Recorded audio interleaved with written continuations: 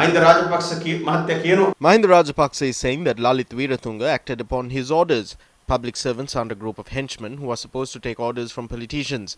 Lalit Veeratunga's wife was the chairperson of the Securities and Exchange Commission at the time. She was influenced and was ordered to operate the exchange rates as well as the activities at the commission according to political wishes. After much tolerance, she resisted and said no. She said she would be stepping down from the position as a state official with a backbone. He wouldn't have had to face this fate if he had served as a state official with a backbone.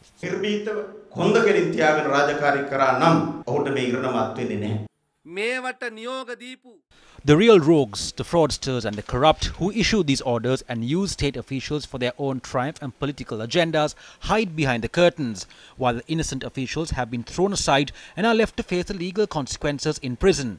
We regret the situation. This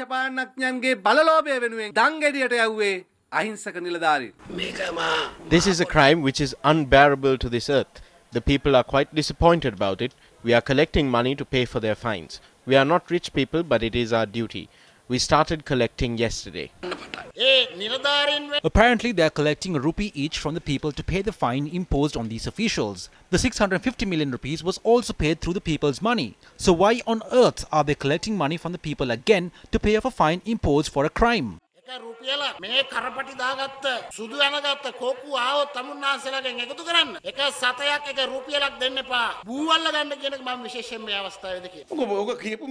Shashindra Rajapaksa, Basil Rajapaksa and Mahinda Rajapaksa admit to this, it will all be over. If Lalit Veeratunga was sentenced to 3 years in prison for the distribution of SIL cloth, then I suppose those behind the central bank bond scam, which caused a loss of billions of rupees, should be sentenced to at least 300 years in prison. As politicians, we must accept the fact that it is said in the country's constitution that the law is above us all and that it should be implemented against anyone and everyone equally.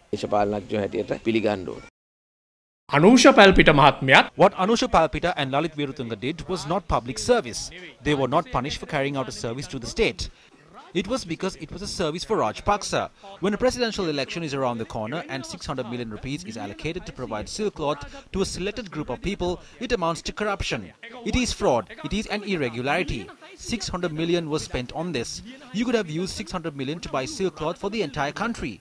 They thought of the Buddhist people as a weak community that would give their votes when silk cloth was distributed. It was an insult to the Buddhist people.